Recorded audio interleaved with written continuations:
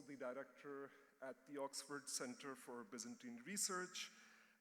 He has a very wide range of expertise that include the Byzantine world, Asia Minor, the Balkans. He is, in his scholarship, looking at the interaction between these different regions. He is the author of many well-known books, which include a book on the First Crusade, which was published in 2012, bestsellers on the Silk Road, the first one which was published in 2015, titled The Silk Roads, A New History, which was followed up by another book, also on the Silk Roads, this one, Contemporary Silk Roads. This book was titled The New Silk Roads, The Present and Future of the World. This was published in 2018, and a more recent book titled The Earth Transformed, which was published in 2023. We're delighted to have you here, and let's begin this conversation by talking a little bit about how one might approach the concept of the Silk Roads. And I ask this question because different authors have approached the Silk Road in different ways. It's been seen as a hard road connecting 2 points. It's been seen as a web of shifting trade routes with very minimal trade.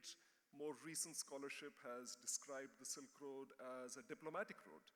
I'm just curious how you became interested in Silk Roads, and I begin with the Silk Roads because that's something that you are most well known for, and from that point, perhaps halfway through, we can transition to contemporary times. But let's begin with the past. Well, thank you, Professor Karar. Thank you to Razi and to LLF and all the organizers of LLF. It is such a joy to be here in Lahore. When I check my emails, I wouldn't say I check every day to see if there's an invitation from LLF.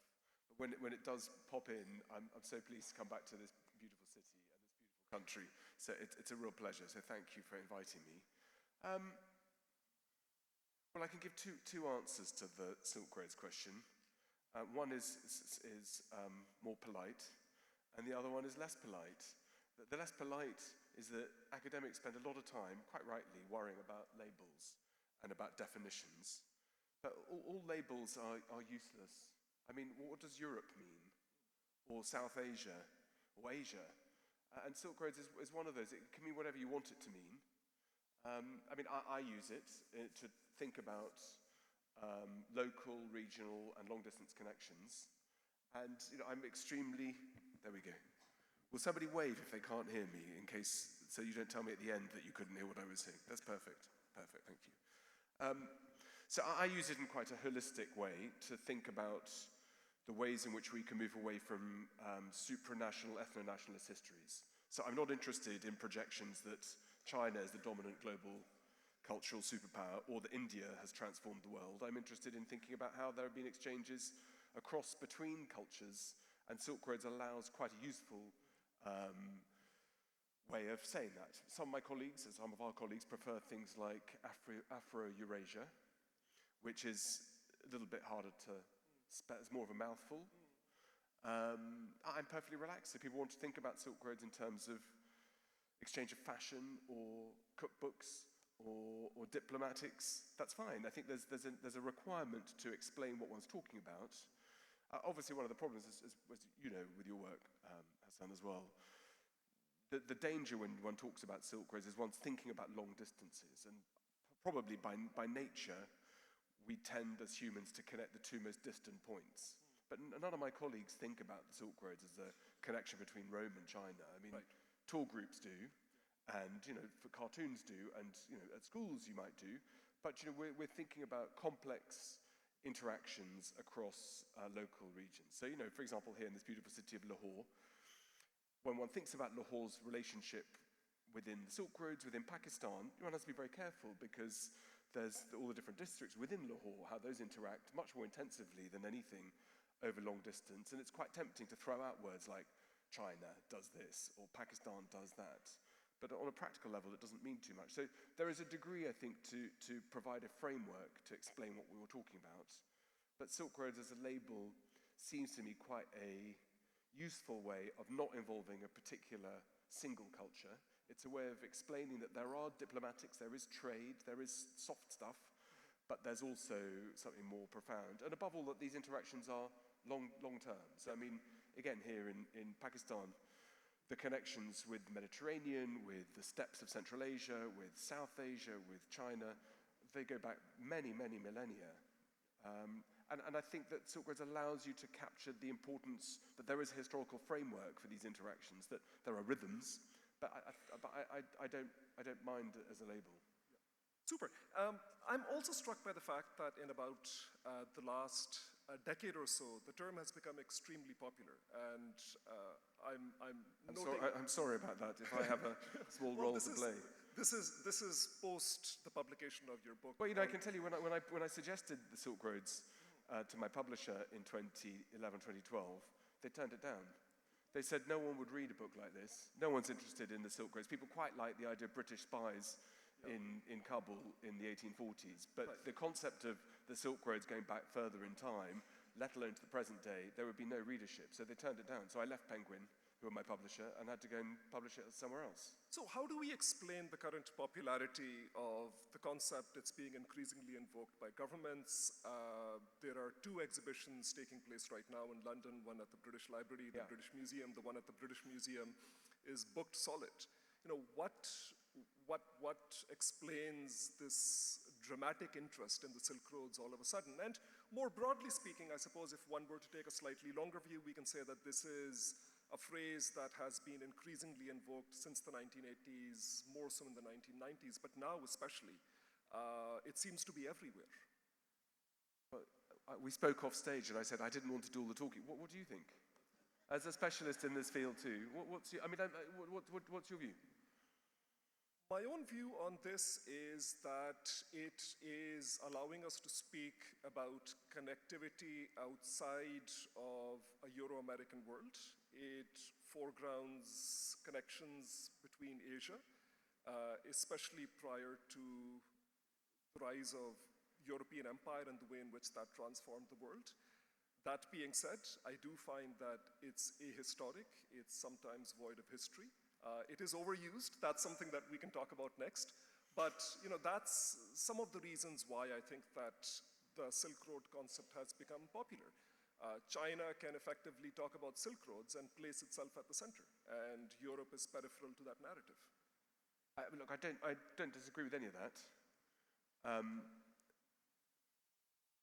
But that's also very problematic. China does place Silk Roads as part of its narrative. But tell me, as a guest in your country, what is Pakistan's foreign narrative? What is Pakistan's place within its own neighborhood?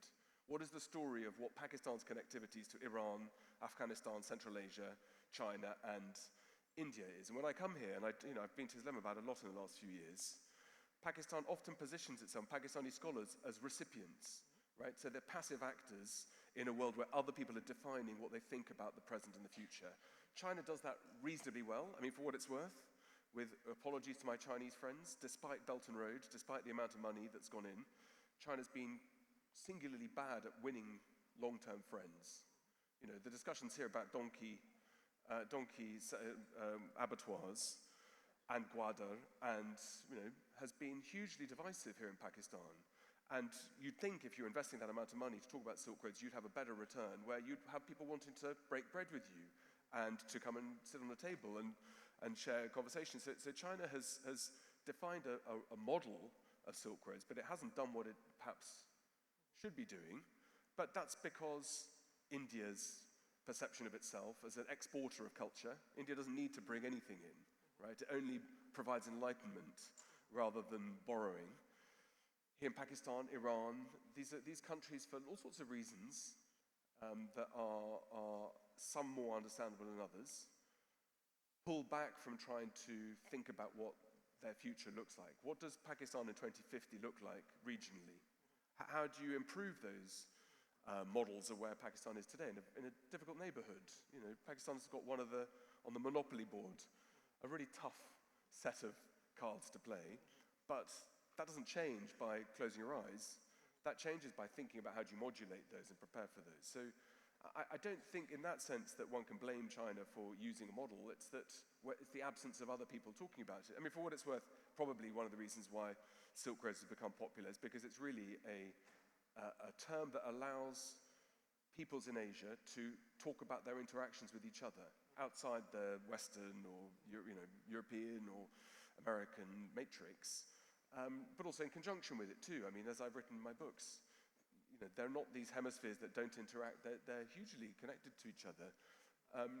But I think that it speaks to the challenges of local scholarship that finds it either difficult or the lack of rewards institutionally for thinking about cross-border connections. So interactions between scholars in Central Asia and Pakistan is very limited. Yep. Interactions between scholars in Iran and Pakistan is a little bit more vibrant, but not hugely so. And then, of course, India is how it is. So of course, there's the vacuum problem, where it's much easier to think that other people are finding their ways of shaping their future differently. So, look, I think that the popularity of the label is not something I lose a lot of sleep over. There's lots of alternatives that one can use, but I don't see those are fundamental to the more core problems, which are, you know, what is this region? And Pakistan as a post-1947 is a separate story. What is the connection of this region, this city, with the past? And here Lahore speaks to the Great Trunk Road. It speaks to horse markets in Central Asia. It speaks to a Mughal empire that has requirements of resources that the apparatus of an empire in the 17th and 18th century allows these cities to go from being, you know, important oasis towns to metropolises. And I think that is historical. That is about connections. That is about linking the steppe world and the ecologies of Central Asia into these new networks. So when you say it's ahistorical, I think what you mean is that Western scholars have used this word a lot more than local scholars, but that I think is because we, with all due respect, don't understand the etymology of how Silk Road was used. In fact, it's a Japanese project that is the primary driver of the ideas of connectivities, where Japanese scholars at the beginning of the 20th century, and there's a little flourishing with the Germans, who get the credit, but the story of the 20th century is about peoples in Asia trying to find a way to break away from colonial expressions of who their pasts were. And Silk Roads allowed scholars in Japan, Tagore, scholars in South Asia, to think about ways in which there were connectivities that date a long time before the arrival of Europeans. So in that sense, I think not only is it appropriate, I think it's a very useful one. So these two exhibitions, that they close, in fact, tomorrow. You probably missed your chance, unless you can get a flight tonight to London. These two exhibitions have been super popular because of the beauty of the objects and so on, some of the exoticism, I suppose, but also it speaks to interconnections across Asia that are fundamental. They've been written out of histories, and they are probably quite important in the future. I'll give shorter answers. No, Hasan, that's good. That's good. That's very interesting. Okay, so when we think about Silk Roads, when we think about connectivity, oftentimes we're thinking about horizontal connectivities across time, across long distances, the rise of Islam, the transmission of Buddhism, diplomatic exchanges, material exchanges. Yeah. And this is a model of thinking about what was happening in this larger Eurasian space. Perhaps we could include the Indian Ocean, the Mediterranean, the east coast of Africa, and all of this as well. Now it seems to be, and let's bring this conversation closer to the present, now it seems to be that we might be moving towards the opposite direction. And by the opposite direction, what I'm suggesting is thinking about the world in silos, thinking about the world in blocks, perhaps even larger civilizational rubrics, which automatically erect barriers between these spaces across which we imagine that there were horizontal connections. Yeah. Are these two concepts, one of connectivity and one of looking at the world in blocks, are they in opposition to one another? Is there a shift from one type of global history to perhaps the emergence of a new global order that has been unfolding in the last couple of years, perhaps the decade or so? As a good student, I'm going to ask the professor to define the question. Do you mean, when you talk about global history, do you mean as the academic discipline of global history, or do you mean the geopolitics? I'm talking about the geopolitics at this point. So look, the geopolitics of today is done by PowerPoint, by clever graduate students employed in foreign ministries who talk like they know what they're talking about. So there's a lot at the moment about, there's a Western hemisphere dominated by the United States, Europe being given over to Russian space, and Asia is China's backyard. And there's a degree to, when you read that in the newspapers a few times, you go, that sounds completely plausible, but it's a load of absolute rubbish. I mean, you talk about silos, deglobalization. That's not what, I mean, I'm a historian and therefore a scientist. I look at data. So there's an idea that we're in a process of deglobalization. Global trade flows last year were the highest they've ever been. We have the tariffs between the United States and China, accelerated by Biden from what Trump did first time. Trump talked about 60% tariffs on China, so far 10%. Last year's trade figures have just come in. They're the highest trade ever between China and the United States. And if you add in Chinese exports through third countries like Vietnam and Mexico, they're higher still. So I don't see any evidence of these new power orders and global orders, apart from smart-ass PowerPoint presentations. So that might change. I'm a historian, so I can only look at I can just about keep an eye on the present. Guessing what happens tomorrow with President Putin and Trump, who are highly unpredictable. Xi Jinping is more predictable. Your politics here in Pakistan, just like our politics in the UK, it's like skating on thin ice. You never know whether one day you're going to have a change of government or not, and I say that with great respect. In fact, the French beat the English last year. We're very reluctant to give the French credit. The French had 4 prime ministers last year, which is one more than the record that we set in England in 2023, or Britain, I should say. So look, I think that it sounds plausible that there are these kind of breakdowns and we're going into silos. The things that are more important, I think, from the fundamental point of view is what are the impacts that new technologies, particularly artificial intelligence, but other technologies are doing to change the world? What are the things like disease environments that I spend a lot of time working on at the moment, and climatic reorganizations? How do those affect the fundamentals? I think that they are more important than the following the pronouncements of 1 or 2 or 3 global leaders. I mean, overnight we've had the head of the Air Force and the chair of the Joint Chiefs sacked by Trump in the United States. The top 2, 2 of the top 4 military figures in the whole of the US removed because of their political views. And that tends not to happen in normal democratic states.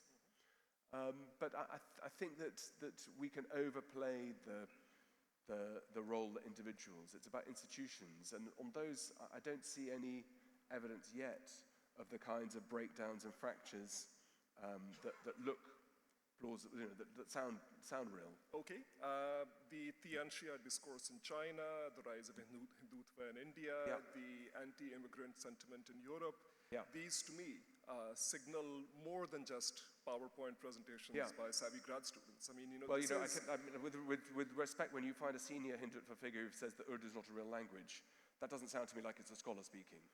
But it's a very popular discourse, no? Popularity is different to what I'm talking about. Popularity comes and goes. The Beatles were popular, and then they're not popular, and then they're popular again. So I think when you're in the court of public opinion, you have to have a steady hand of thinking about where you're going. So look, all those things in India, they may well be epic, seismic, apocalyptic, but we're going to be talking about some of that this afternoon. But I think that the visions of the end of time, I don't want to add my name to the list of people who've been predicting that. One would think that normalization of relationships can happen. And even in the case of the Hindutva, we saw last year the Indian election, most commentators thought the BJP would sweep through, and in fact the reduced majority says that people are not interested in buying hardline populist views. In Europe, likewise, although there's a resurgence of the far right at the moment, or hard right, that is because there is an obvious problem around identities, I don't think it's about migration really, I think it's about the economic productivity and competitiveness that we have in Europe, that we've gone backwards. And populist parties give simple, obvious answers to problems that, with respect, most of our scholars think make things worse rather than better. But the reason why those fall on fertile ground is because there's a logic. The diagnosis is often correct, that there are problems. The solutions are what the issues are. So governments need to deliver better outcomes, and if the BJP can do that, if governments in Europe can do that, then you can recover. But I think it's tempting to think that we're living in a world where people have lost their minds and people are stupid. My view is that electors in most countries, whether they are wealthy or not, whether they are highly educated or not, are more rational and more, and we should listen to them more than writing them off by saying people are stupid and they make stupid choices. I don't think that's right. I think if you're a Democrat and live in a democratic country like I do, like you do, we need to respect people's voices rather than go, well, I have a PhD, therefore these fools are making stupid choices. We need to understand why people are returning the MPs that they want, and to try to work out how we give better outcomes. So I think that breakdown you mentioned sounds to me, I recognize it. I'm not saying you're wrong, Hasan, about the fact the world seems to be going mad. But you have to, I think, make a bet as a historian about whether that madness is contagious and fatal, or whether it's a phase. And I'd like to hope that it's a phase, because the metrics tell me that it's fixable. Okay, that's. You look like you don't agree. No, I just think that there's a very strong turn towards thinking about the world in self-contained blocks. It's not something I advocate for, so I want to be perfectly clear about that. Which blocks do you mean? You mean United States, number one, China, number two? Yeah, I mean, this is that civilizational division of the world, which the whole Silk Road's rubric pushes back against, and correctly so. So, I agree with you insofar as looking at world history in terms of processes that cut across vast geographical spaces, across stretches of time. I agree that it's been a world on the move. The movement of people, the movement of information, capital, ideas, religions, intermarriages,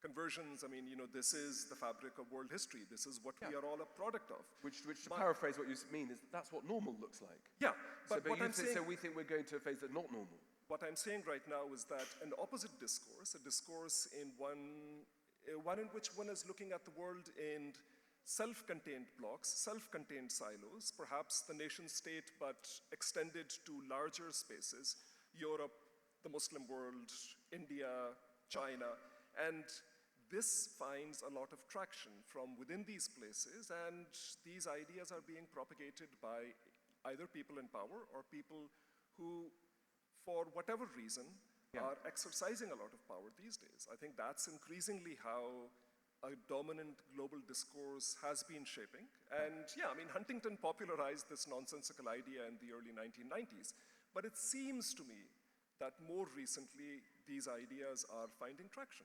Look, I think if you're going to have if one takes a shot at the label Silk Road, then one might want to think about how one uses things like Muslim world or United States. I said Muslim, not Islamic. No, I know, I understand that. Yeah. But Muslim world in itself also has its complications. Muslim majority world, yeah, sure. Even Muslim majority world. Okay. I think that the texture of difference, one has to be careful, I think, how one defines these hemispheres, because I think that... Once again, that's not what I'm saying. I'm speaking to a dominant discourse. Yeah, I don't know what dominant discourses mean. I mean, that's these labels, they sound... I mean, anyway, the point is not to pick you up, Hasan. I think it's to say, look, I was in UAE when Pope Francis visited in, 7 or 8 years ago, and in UAE in Abu Dhabi, the building of a joint mosque and a church, now with a synagogue at the back, speaks to the idea there are plenty of parts of the so-called Muslim world where ideas about tolerance don't just have an importance in the meaningful present. They have a very, very, very long tradition of mutual tolerances going back since the death of the Prophet. I think that those ideas around how we define these blocks can be self-serving, but I don't think they're real. I think they're manipulated by politicians for the here and now. But most of us are totally relaxed about, if you support Australia today in the cricket, I'd be personally a bit disappointed, but I understand it. I think that one can understand multiplicities of views and opinions. It's a different story about how political leaders stay in power and what they'll say to stay there. That's a different story. And the manipulation of a historical discourse, but that's temporary, and it fits present needs. It's not fundamental. You and I can be relaxed about it because we're globally mobile, we are professionals. I didn't say I was relaxed about it, yeah. I didn't say I was relaxed about it. No, but sort of if you're an immigrant in Europe, then the question of whether or not you can cross over to the other side of the street is something that they have to think about. And they think about borders and bordering in very different ways. So the road then constitutes a border because there might be police on the other side, there might be security on the other side. So again, one can... So as an economic historian, the reason for that is that our economic situation in Europe is hemorrhaged, right? We are in real trouble. So the reason why, as a sort of blended rule of history, when there is prosperity, one tends to find tolerance. When people are getting richer, you don't mind who has different views. When things are becoming harder and more difficult, then you pull up the drawbridges. And that you can find lots of examples of data sets for. So one of the reasons why we're finding this problem in Europe is that, particularly for young people, we have youth unemployment in places like Spain, Southern Europe, above 50%, right? Like you do here in Pakistan. If you're a young person who's not from an elite family in most parts of the world, your prospects are terrible in terms of job opportunities, property ownership, social mobility, and that's because democracies have tended to be very bad at promoting youth and social mobility, ironically. So, I think that's something which is slightly different. When it catches up with you that things look like they're hard, then you turn on people who look different, sound different, worship in different ways. So in fact, in Europe, we've been very welcoming, by and large. We've been quite good on, not perfect, quite good on tolerances, until about 5-10 years ago. Global financial crisis and Brexit in the UK have had a catastrophic impact on that.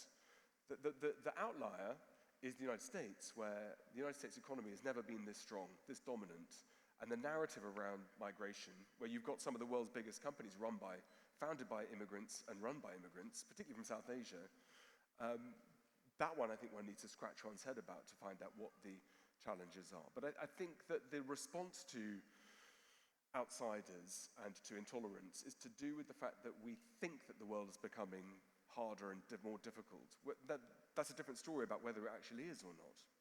But in Europe, we have a different set of challenges, I think. Okay. Which leads me to a question that I was planning on asking, and I think it's certainly relevant at this point in time. Would you say that there's been a temporal shift in the last 10 years, in the last 5 years, and if so, I mean, is that primarily economic? Is it because there are economic challenges which are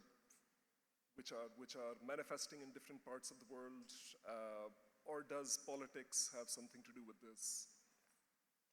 There's different ways of thinking. I mean, you can think in terms of the economy, you can think in terms of the pandemic, you can think about the war in Ukraine. I mean, there's different ways of slicing this.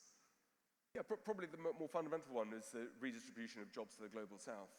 I mean, that's a terrible label too, global south, but to the developing world over the last 30 years. Bangladesh's garments industry was worth $30 million in 1984.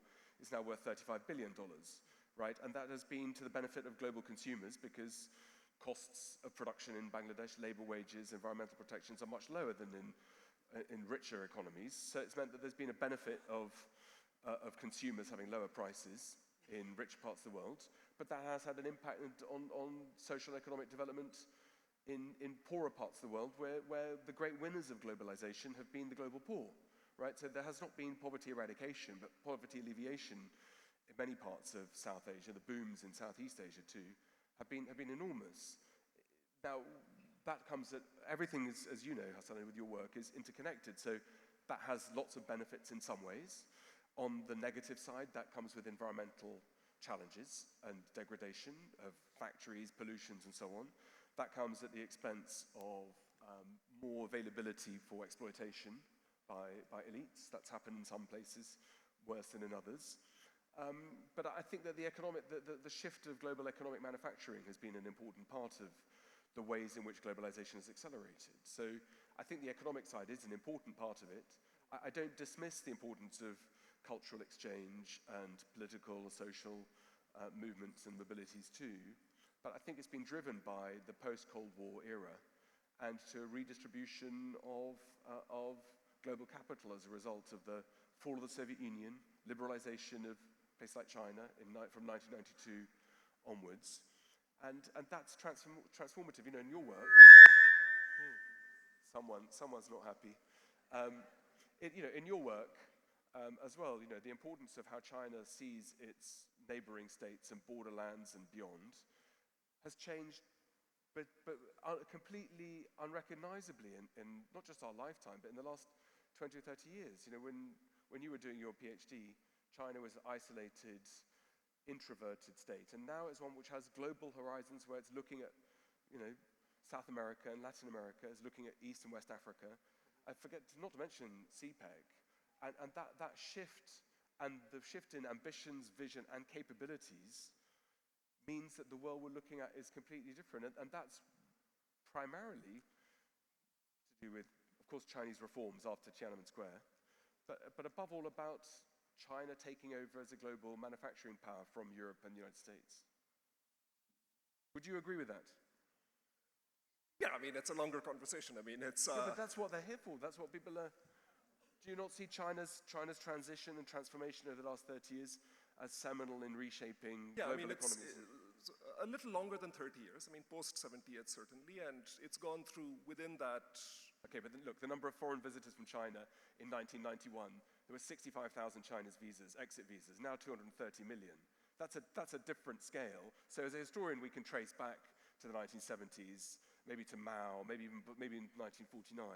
Yeah, I mean, I guess what I'm saying is that the post-78 time period in Chinese history itself goes through different cycles and sort of different regimes, different processes and trends. Looking west, Belt and Road, you name it. What have you.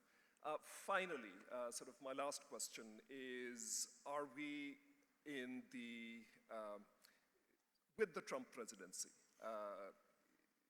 are we looking at, as a historian, as someone who studies the past, but yet is very engaged with what's happening in the present, is this something new? What are you thinking about in terms of what might be new, what might be unprecedented, or have we seen all of this before in the past as well? Is there anything extraordinary about this? This is the problem about doing something with somebody very clever.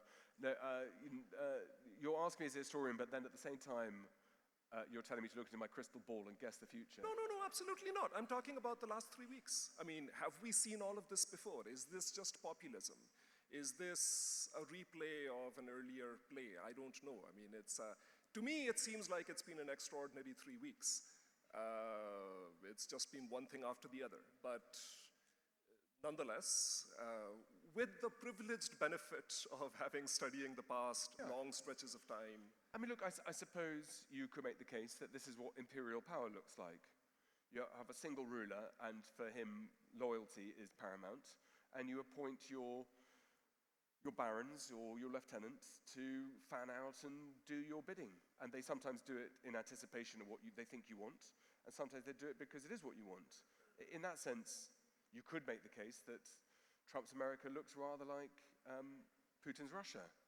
You could make the case it looks rather like Modi's India. You could make the case it looks rather like lots of states and countries around the world. So the question is, are institutions in the United States under pressure and under threat? I mean, we all know about the Supreme Court, but are other institutions going to be challenged? So the removal of senior members of the military is one area of concern. But I think that it can be easy to guess the future and think you know what you can see. Most of these questions we're thinking about Trump, we were asking in 2017. And in fact, Trump's first presidency was, despite the noise, didn't do huge damage to global affairs. I mean, perhaps the pandemic response could have been better, but I'm not sure anybody got it really right. I think we were all very keen to see Trump as a disruptor who, in fact, some of the things he did of tariffs on China, IP protection, trying to force Europeans to pay up and actually put their money where their mouth is rather than tell everybody how to run the world, was not completely unplaced. The way he did it was regrettable. The way he spoke to Merkel, the way he spoke to women leaders, the way he built up relationships with other autocrats. But in terms of the actual performance, it wasn't as bad as we thought. And perhaps some of these things that Trump is doing, maybe not all of them, maybe some are more rational and more, will have better outcomes than perhaps we think. I think one of the challenges we have is that we tend to think someone is either good or bad, rather than probably it's a combination of the two. And some things are very, very destructive, and some are okay. So, in the kind of meta world that I work in, the stuff that I worry about at night is not who does Trump fire, it's nuclear proliferation, it's pathogenic escape or release or spread, which we're seeing at the moment, by the way. Easy to not pay any attention thinking about that. It's proliferation of radiological and biological and chemical weapons. It's the use of things that are really damaging in the global world that I've looked at in the past, where you see population losses of 40 or 50%, Those happen quite often, right? You have famines in South Asia that typically will kill sometimes 10, sometimes 20 million people, which is a proportion of the population today will be magnified probably something like tenfold.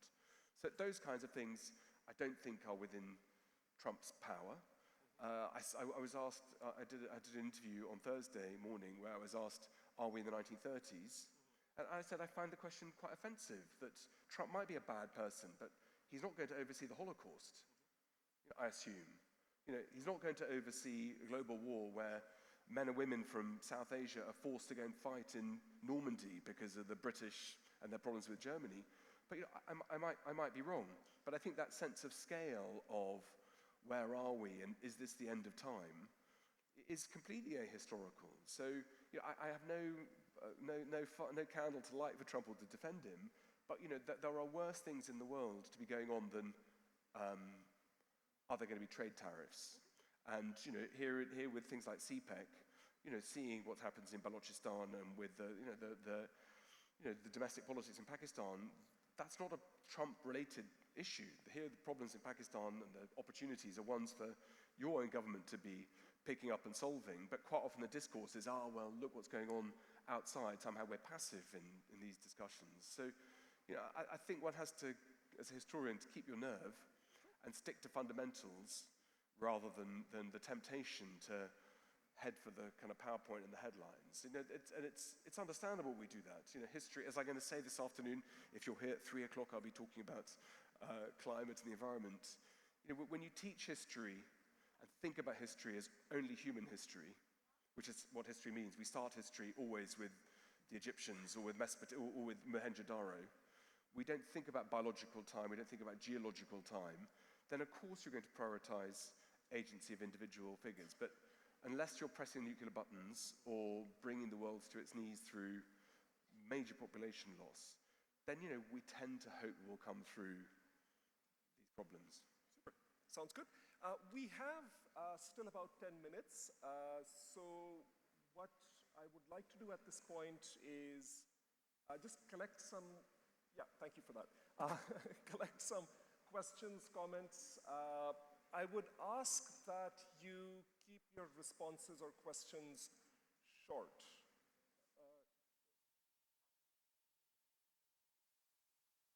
I'm in more combative mood this morning because I'm on jet lag and a lot of coffee. So, two labels. Silk Road, Golden Road. Is there a friendly library there, or is there something more deep? I don't think that there's I mean, I write about the spread of Buddhism as part, the spread of religions is an important part of all Silk Road's discussions. So I think it's just highlighting one particular aspect.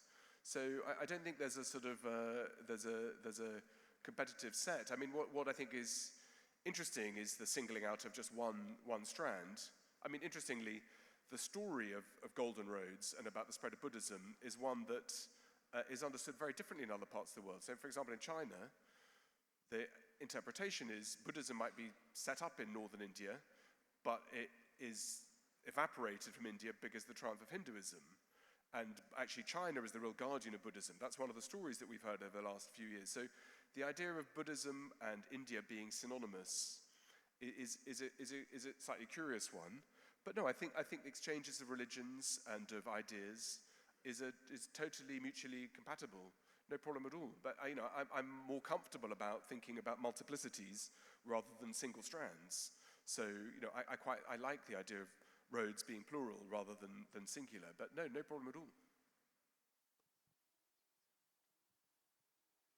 Yes, well, my question relates to, you mentioned, let's say Trump firing people versus the problems of nuclear proliferation and the proliferation of things like chemical weapons, for instance. So wouldn't you say that who is in charge, or the kind of maybe policy doctrines that are going on, particularly with maybe in the United States, which does then impact the rest of the world, where I think we take our cues from what's going on over there, particularly I think our policymakers, our academics, who are for the large part trained in America, where recently there was the incident which was a lot was made of it, where a large number of people from the Department of Energy who were related to safeguarding nuclear assets in the United States were fired in what appeared to be a mistake. Isn't it then highly relevant what's going on in the United States at a regulatory policy level? At a regulatory policy. So because for instance, if let's say a bunch of people in the Department of Energy get fired, and maybe, like there was the BP oil spill due to understaffing, right? So due to understaffing in the Department of Energy, what if there is a problem with a nuclear reactor, maybe of the size of Chernobyl, maybe bigger in America? What happens then? Yeah, I mean, like layoffs with air traffic control. We've had already a set of catastrophic air incidents this year in the United States. Now there's been layoffs across the board. So I think there are two different answers, I think. One is, one question is the US making mistakes by laying off and cutting costs in this way? And inevitably there's going to be, going to be problems and mistakes and accidents. I think, that's the direction of travel. The view, I think, that someone like Elon Musk, if he was sitting here on the stage with us, is to say that's a price worth paying, right? If you lose a couple of airplanes, have a nuclear accident here or there, but on the good news, you're going to save hundreds of billions of dollars in the long run. That's a view that the right, I think, has in the US.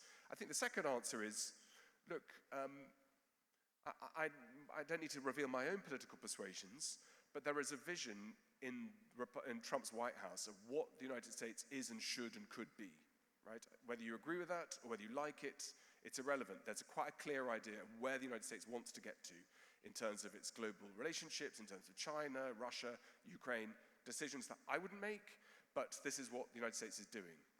I think what that does around the world is to say, what is it that the view is I mean, I won't need to pick up Pakistan, but in Europe, where are we going? What is our direction of travel? What do we want? In Europe, I think we've become very comfortable the last 30, 40 years. I take Professor Karar's point, maybe it's before the end of the Cold War, but our view has been that Europe has been a place where we should drop all of our trade barriers so we can facilitate the flow of goods. But suddenly we wake up in a world where, do we have a common military policy? Spain pays about 1% of its GDP to NATO, rather than should be paying 2%. Spain and Portugal have spent a lot of time in both countries last year. Policymakers, military, foreign affairs say, Ukraine, we're very sympathetic, but we shouldn't be paying for this. Taxpayers in Portugal and Spain, we're not under threat. So I think that question about where are you going, the United States is trying to solve, is trying to give an answer, like China's doing, like Russia's doing, even like India's doing. I think that for those of us who've been thinking we didn't need to answer that question, it's a real shock to then work out how do we try to answer that. And, if, I don't want to say God forbid, but if President Trump came here to Pakistan, was elected your leader, I suspect he'd be doing things with Iran, with India, with Afghanistan that would seem completely inconceivable. But, Pakistan's relationships with these three states has been, to an outsider, looks like they've been locked up for decades. So what Trump has tried to do is to be volatile and be a disruptor, and disruption breaks things. It can make things a lot worse. But there is an attempt to try to dislodge, and I think we're going to all watch quite carefully whether the fruits of what Trump is doing will outweigh the costs. But as you say, when you sack 300 people in charge of not just the nuclear power and not just energy, but nuclear weapons protection, and then having to rehire them 2 days later when you realize what you've done, the question is, like any startup, if you break things, can you fix them quickly enough? And that idea of the West, in the United States anyway, is that it's better to run fast, make mistakes, and fix them, because that's what democracies are really good at doing. The single best thing is you can hire leaders, you can elect leaders, and then you can get rid of them again. If you make mistakes, there are institutional ways to fix things. In autocracy, it doesn't work that way. So it is a thought experiment, not without its risks, and potentially not without very big risks. But the commentariat is convinced that it's a catastrophe. But let's see. I'm a historian. I can't guess the future.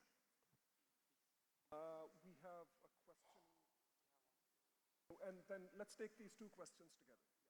Hi, hello, Peter. I'm a big fan of Legacy. Can you wave, because I can see where you are, because I like to Yeah, see. yeah. Oh, sorry, thank you. I'm a big fan of your podcast, Legacy. Thank you. And thank you for being here. My question, because you talked about populism being temporary and people getting the sense, but what about the role of historians? Ah, okay. Because you said initially, Silk Road, your publisher said nobody would be interested. There are many historians select what we learn from history. Yeah. And I'm particularly talking about women's history, which has been ignored in many, many ways.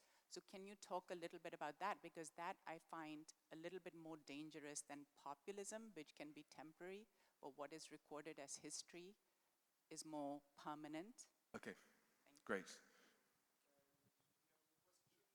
And then one sort of across. One right. Okay, sure. So maybe you can That's it, respond I'm- to, yeah. You have to ask me back. Okay, if it's an addendum, yeah, go ahead. We know the United States is doing very well economically. What is the direction of change it's seeking? Okay, there's two great questions. I'm glad I'm out of time, so I can't give long answers. The direction of change it's seeking is that the United States, rightly or wrongly, believes it has generational advantage, particularly against China, in areas like cyber, new technologies, robotics, and AI. And it wants to maximize those advantages and embed them. Right? Over the course of the last 5 years, the amount of time I've spent in the US in policy circles, the amount of time spent thinking about Pakistan, Afghanistan, Ukraine, I'd say combined, possibly 5% compared to the 95% spent about China. Whether that's the right analysis or assessment, whether Samuel Huntington is to blame for that, whether the Thucydides trap has colored the discussions or debates, that's a different discussion. But I think that the United States feels that its hegemony is under pressure and threat. I can't see that because if you look at Taylor Swift, did Taylor Swift come to Pakistan? No, but everybody knows who Taylor Swift. If she did come to Pakistan, you'd have as many. I wrote a Substack about how Taylor Swift affected global inflation the same way when Mansa Musa traveled from Mali to do the Hajj. He brought so much gold with him, he affected inflation in Cairo and across the Middle East. Taylor Swift's concerts did the same thing. She raked in about $3 billion over the course of a year. The soft power of the United States is epic and huge, and you can overplay your hand as a global hegemon because we all see what Trump's doing, saying he's going to make the Riviera in Palestine and kick out the Palestinians or force them to resettle elsewhere. So that stuff can go backwards. As far as legacy and women's history, I think it's a really important point around the discussion about facilitating women's scholarship in global institutions all around the world and how we try to record it. For what it's worth, and Professor Karar will tell you the same thing, one of the great advances that we've done in universities is to be much more inclusive in how we think about the past. Silk Roads was a contribution to trying to remind people in the West that there are amazingly other cultures and histories to think about outside the Western tradition. That came as a shock to a lot of people. It came as a shock, the idea that agriculture, architecture, music, poetics in the Middle East, in the Arab world, in the Muslim world, in Pakistan, in Gandhara, have a long tradition that meant that the Renaissance, as I say in my book, was not the rebirth of Europe, it was the birth of Europe, which was quite late. So I think there are ways in which we try to be more inclusive, how we think about the past through women's history, through different minorities, different regions, different social strata. Some of my colleagues write about global history from the perspective of an animal or a butterfly. What does global history mean if you're non-human? There's hugely exciting work that goes in. The challenge is how do you translate what you do academically into a book that gets read and invitations to places like this where you get a chance to share your thinking and thoughts. And my recommendation one day would be great to bring Afua Hirsch, my podcast co-host, to come and talk about her work. We did that last week together. It's really important to have an opportunity to think about how we showcase popular history. As far as historians and policy discussions, I'll leave the last word to Professor Karar to give his views about how that works here in Pakistan. What I've learned is that the level of expertise in Europe is so thin, when it comes to other parts of the world, that there's quite a lot of pressure if you're an academic who works in these areas to come in and give your opinion. But there's a difference between being consulted, which is I often am by governments all around the world, to them making the decisions. You know, I'm not one of those people who blames politicians for making decisions or making bad ones, because I know how difficult those are. But I know that my job, and a job of people like me, is to try to help inform decision makers to make better choices. So we do try to identify current leaders and next generation leaders to bring them to, in my case, to Oxford, to try to teach. You know, if you're a politician in Pakistan, in the opposition or in government, if you want to learn about the latest views about poverty alleviation, about climate change, about transport infrastructure, come and learn from people who've won Nobel Prizes. Come and study. And what tends to happen is, if you're a politician, you're bombarded with complaints all the time in the press. Your opportunity to learn and read is very, very thin. So finding a place to bring people to us for 2 or 3 weeks a year to say, come and listen, make your decisions, we can help support you, is a really important part, and more institutions should be doing that. But maybe Hasan, you can say how things work here. I'd love to, but I think we have to clear the stage. So thank you very much, Peter, and thank you. That was fine. Great.